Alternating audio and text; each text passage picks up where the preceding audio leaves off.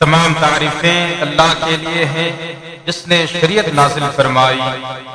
اور اسے نہایت محکم اور ٹھوس بنایا، اور جس نے کائنات کی تخلیق فرمائی اور جو کچھ بھی بنایا وہ صنعت و کاریگری میں انوکھا اور بے مثال بنایا، جس نے انتہائی بصیرت و حکمت پر مبنی اسلامی احکامات نازل فرمائے، جو انعامات و احسانات عطا فرماتا ہے اور انہیں پائے تکمیل تک بھی پہنچاتا ہے، اور جو فضل و احسان اور نعمتوں کی برکھا برساتا ہے، کبھی سب پر تو کبھی خاص خاص بندوں پر۔ وہ اپنے فضل و کرم سے جسے چاہتا ہے عزت و رفعت عطا کرتا ہے، وہ اپنے عدل و انصاف کے ساتھ جسے چاہتا ہے ذلت و پستی سے دوچار کر دیتا ہے۔ اور میں گواہی دیتا ہوں کہ اللہ کے سوا کوئی معبود برحق نہیں، وہ تنہا ہے، اس کا کوئی شریک نہیں۔ اور میں گواہی دیتا ہوں کہ ہمارے نبی اور سردار محمد صلی اللہ علیہ وسلم اس کے بندے اور رسول ہیں، وہ مخلوقات میں سب سے برگزیدہ و جویندہ ہیں، اور درود و سلام نازل ان پر، ان کے اصحاب پر، ان کی راہ اور سیرت کی پیروی اور اتباع کرنے والوں پر۔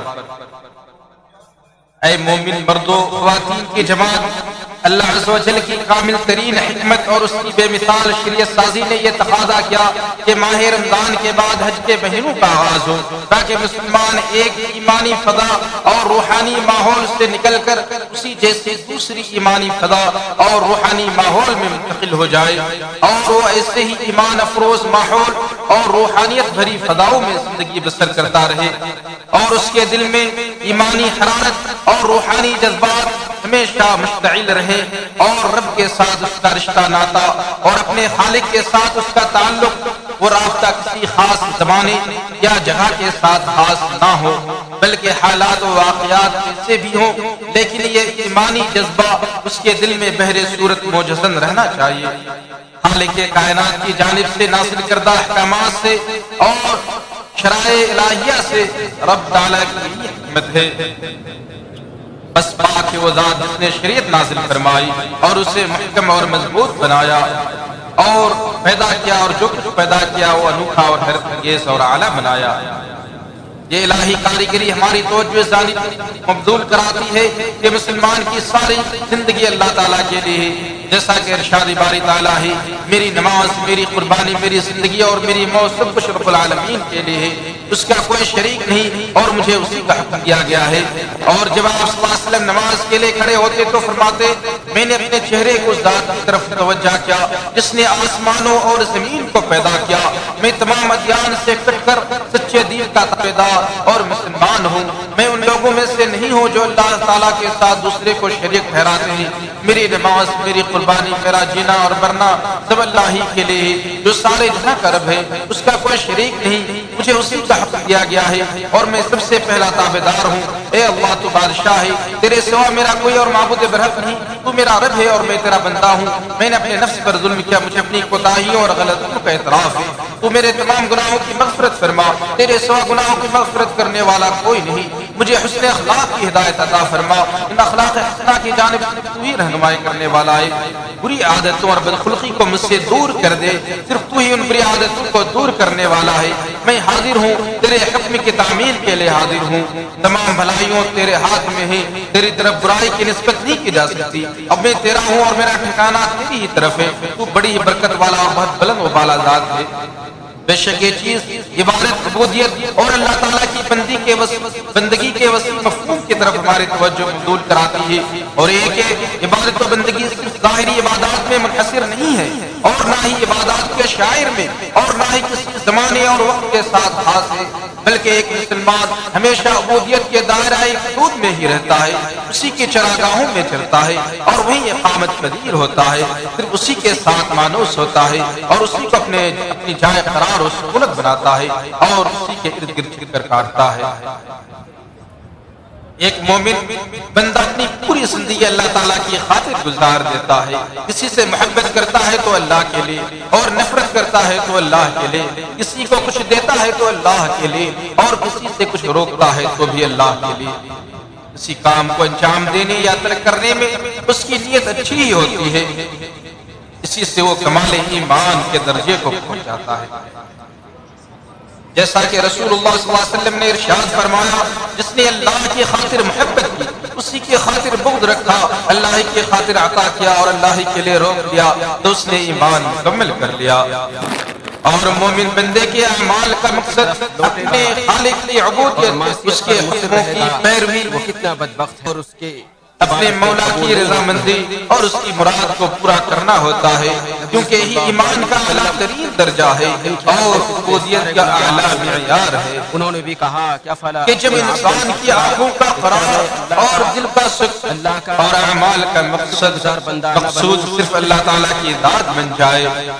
جو کہ اس کی صورت میں ہوگا جب انسان کے دل میں محبت الہی موجزن اور مستحکم ہو جائے۔ میں انہی باتوں پر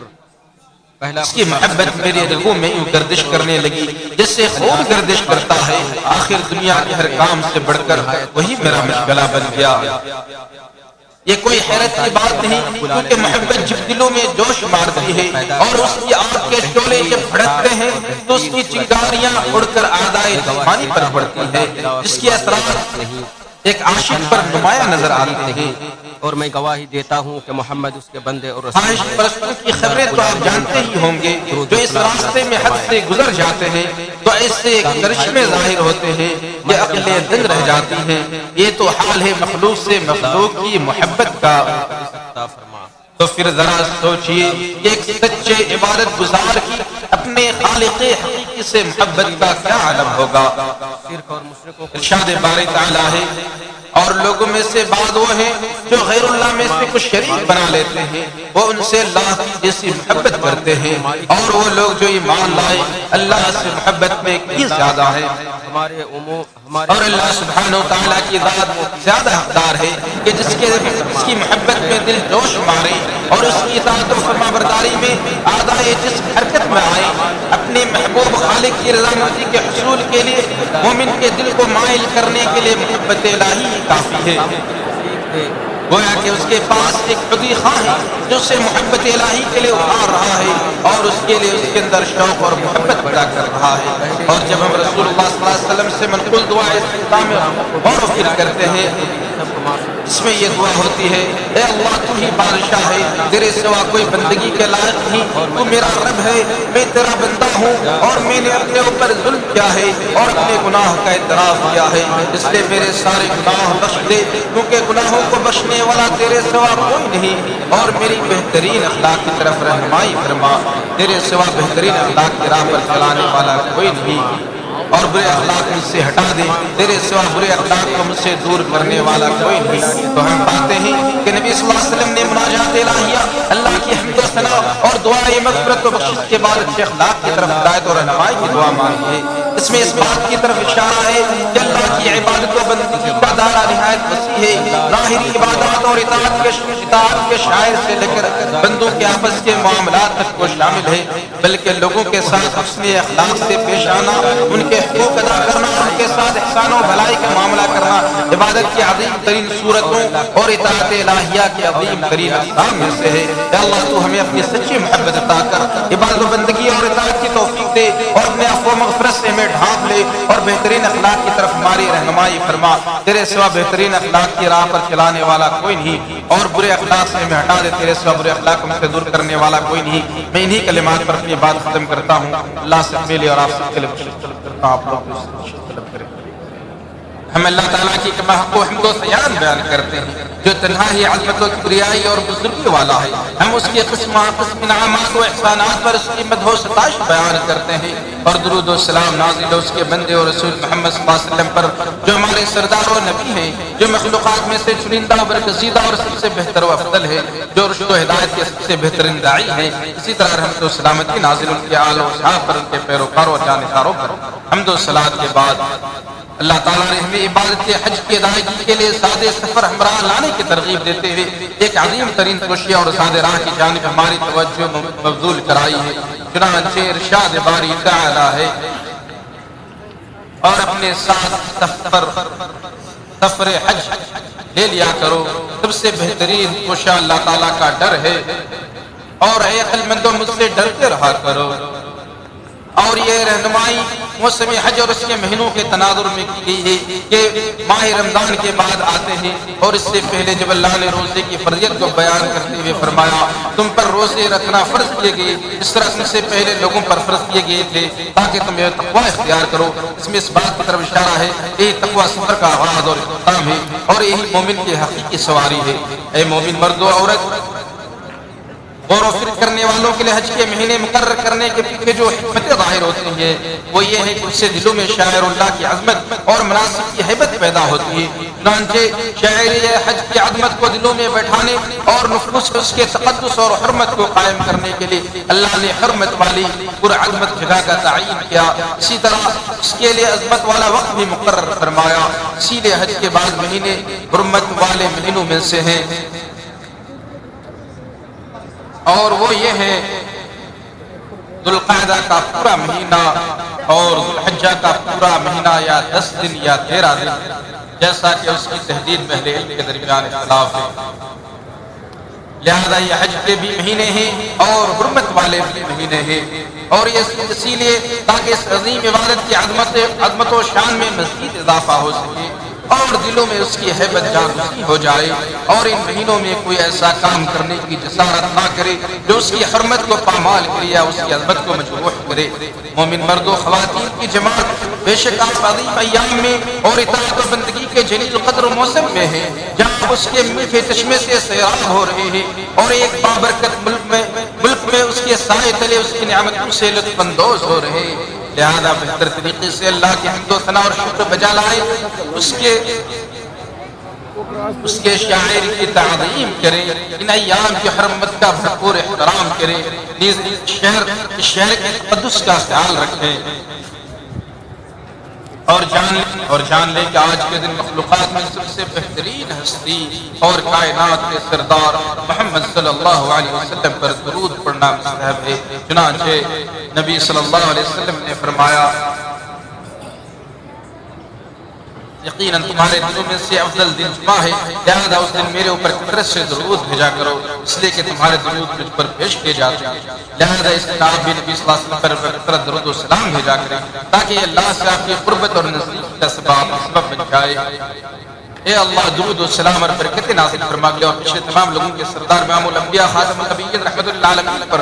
اس کے بقدر جو تیری کتاب نے شمار کر رکھا ہے، تیرے قلم نے تحریر کر رکھا، تیرے علم نے جسے اپنی وسعت میں لکھا ہے۔ اے اللہ ہدایت یافتہ قائدین خلفائے راشدین ابو بکر عثمان و علی اور اپنے نبی کے تمام صحابہ سے راضی ہو جا، تابعین اکرام اور قیامت تک آنے والے پیروکاروں سے بھی راضی ہو جا۔ یا اللہ اسلام اور مسلمانوں کو غلبہ عطا فرما، کفر اہل کفر کو ذلیل و رسوا فرما، اس بابرکت ملک کو اور تمام مالک کو بھی مضبوط محفوظ اور امن والا بنائے۔ اے اللہ ہمارے پیشوا خادم حرمین شریفین اور ان کے ولی عہد کو ایسے کاموں کی توفیق عطا فرما جن میں بندوں اور ملکوں کی بھلائی ہو، اور اس میں دنیا و آخرت کا خیر و فائدہ اور درست ہو۔ اے اللہ ہر خیر کے معاملے میں ان کی مدد فرما اور اے اللہ ملک کی اے اللہ اس ملک کی حفاظت فرما اور تمام مسلم حکمرانوں کی حفاظت عطا فرما، اور انہیں ایسے کاموں کی توفیق عطا فرما جن میں ان کے جس میں ان کے رعایت کے خیر اور بھلائی ہو۔ اے اللہ تو ہمیں ایسے کام کی عطا توفیق عطا فرما جس میں ہماری دنیا اور آخرت کی خیر اس میں مرمت۔ یا اللہ ہم تجھ سے ایسے خیر کا سوال کرتے ہیں جسے تو جانتا اور جسے ہم جانتے ہیں جسے ہم نہیں جانتے ہیں۔ یا اللہ کے بندو اللہ کا شکر ادا کر کے اس کے فضل و کرم کو طلب کرو، اس کی اطاعت و فرمان برداری کر کے اس کی نعمتوں کی حفاظت کرو، ہر وقت دعا اور ذکر کرو۔ ہمارا پروردگار غلبت طاقت والا ہے، اور سب تعریف اللہ کے لیے۔